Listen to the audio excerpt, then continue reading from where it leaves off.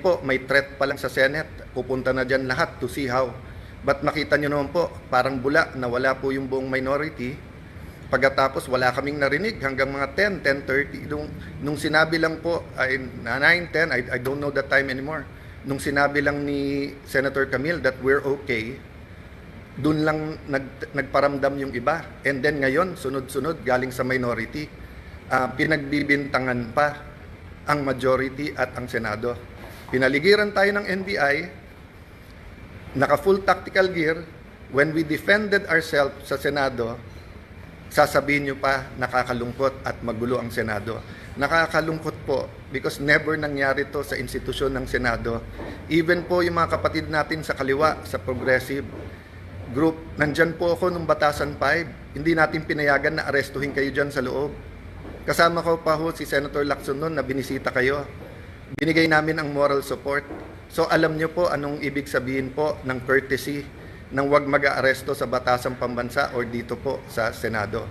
Having said that po, there are different issues na sinagot ko na sa inyo. But I'm going live today because I heard the Ombudsman will do an independent investigation. That is good news. But I also heard that he issued a suspension against General Mao.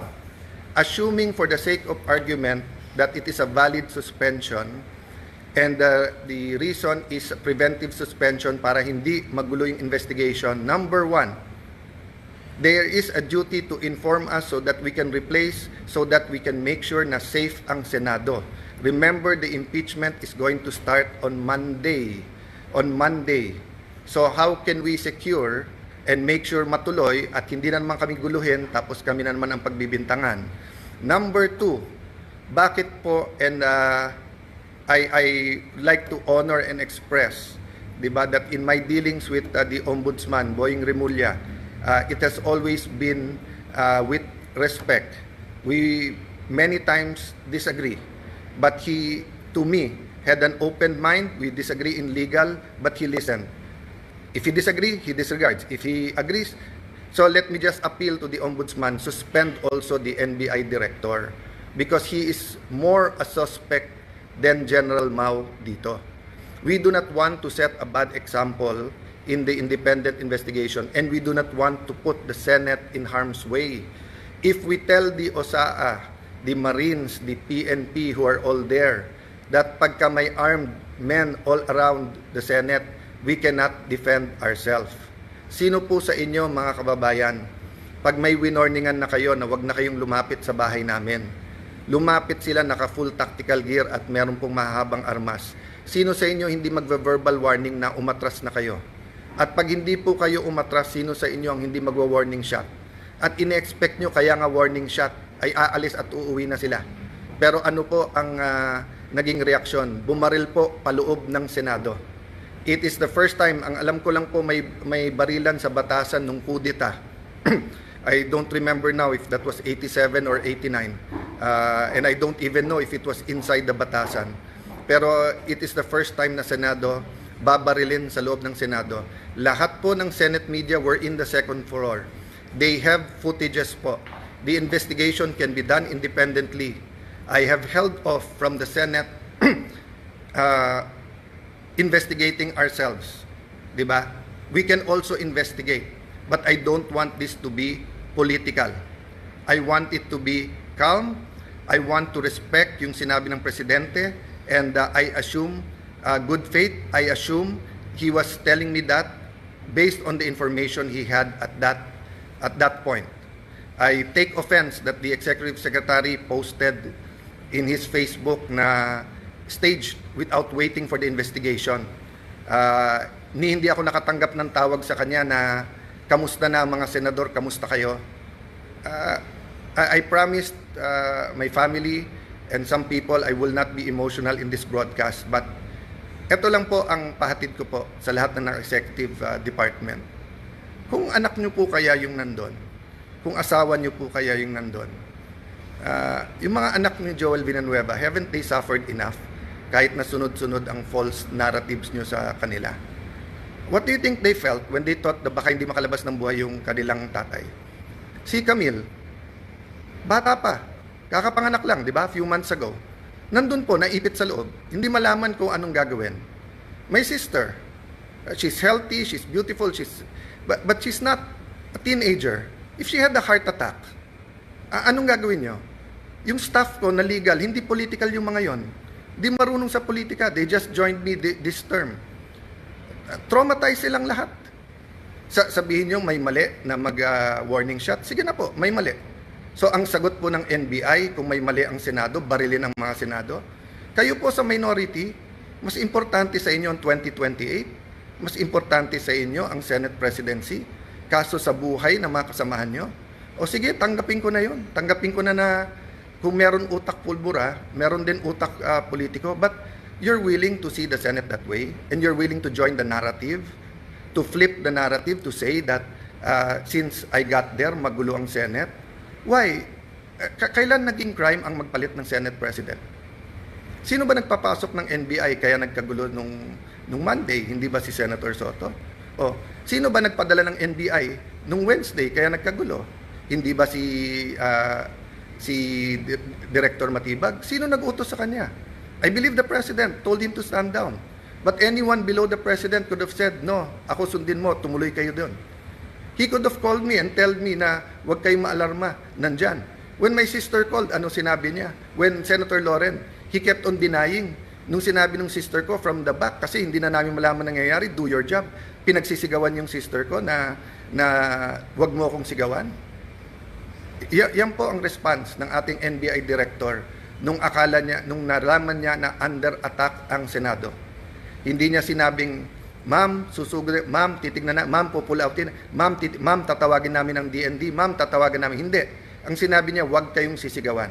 So mga kababayan, kung tumawag kayo ng 911 at sinabi yung nilulusob ng mga bahay niyo, may mga armado na puputukan, at ang sabihin ng taga 911 sa inyo, huwag niyo ako sigawan, ano po mararamdaman niyo? So, I have held back emotions. I have tried to answer as much as I can. I have a narration of facts. I have the videos. I could have made accusations yesterday sa harap ng media. They know what really happened. But I didn't. Why? Because our country is in several crises right now. The crisis brought by the oil shock. So I want the 5 or 7 bills that can help us. Tinawagan pa ho ako ng DepDev, yung dating NEDA na secretary, kasi biglang kinancel ang LEDAC sa Tuesday at sabi ko, willing ba akong ituloy? Ito, willing po, dahil napaka-importante to.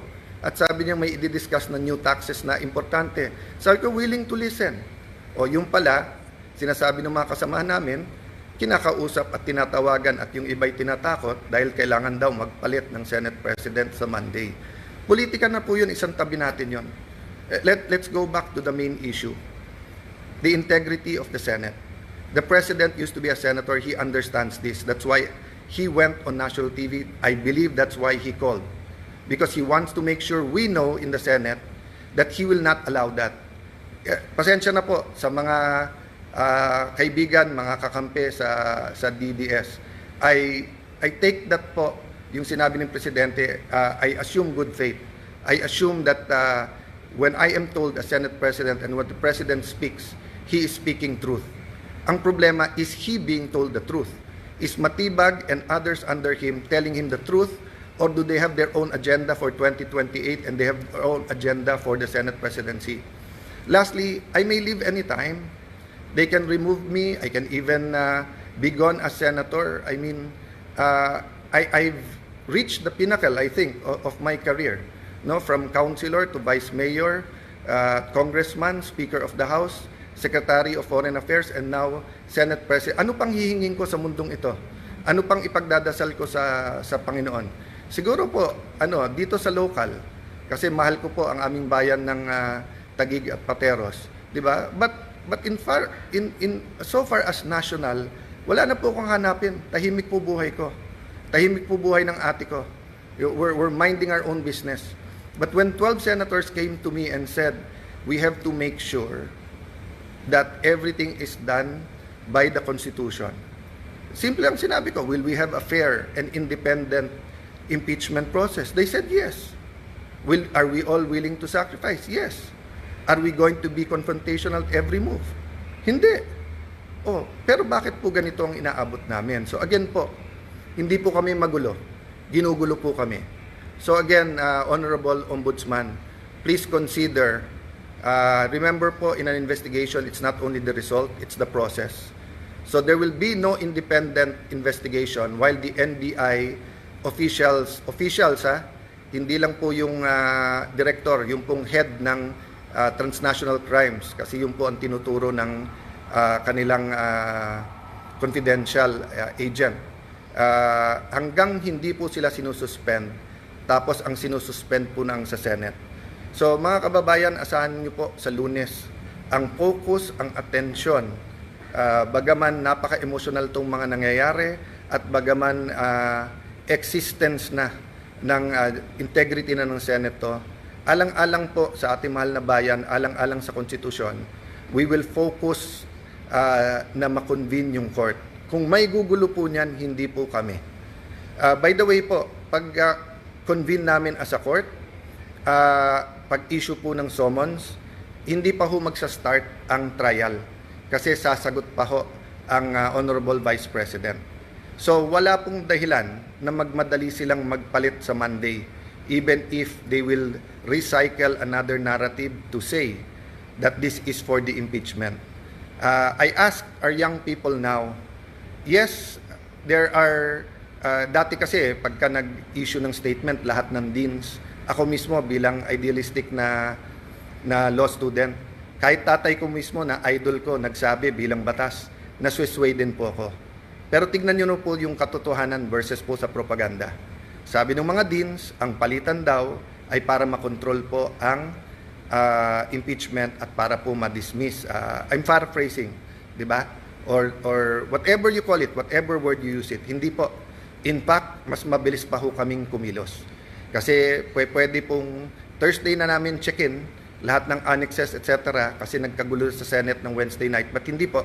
I think the very professional Senate Secretariat, despite yung buong gulo, tuloy-tuloy po. Tuloy-tuloy po yun. So again po, you want an independent investigation, go ahead po. Pero delikado po kung ano magiging katotohanan because ang katotohanan po, ang Senado ang ginugulo. We will keep you updated. Again, we have all the facts. Sa mga matitinik na reporters na may mga tanong na pointed, I'm talking about outside the Senate kasi inside the Senate nakapagtanong naman sila. We're ready to answer all of the questions. We just wanted everyone, to not have a national trauma about a news that inaatake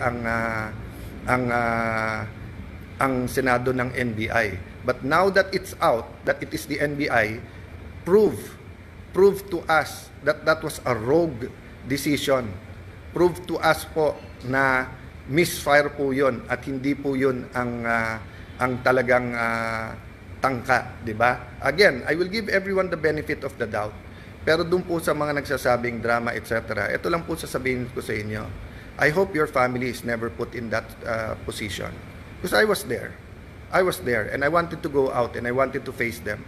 Di ba? And I saw the reaction of everyone and I watching the video, sobrang tapang po. Hats off. I really respect po yung Senate media. Hindi kayo nagtago, hindi kayo umuwi. You run towards danger so that people will know the truth. Kaya yung pakiusap po. Lahat ng naglalabas ng video, nakitang-kita yung katotohanan, kaya nasisira mga gawa-gawang narrative. Continue to do that. So may we ask God for one thing, the truth to come out.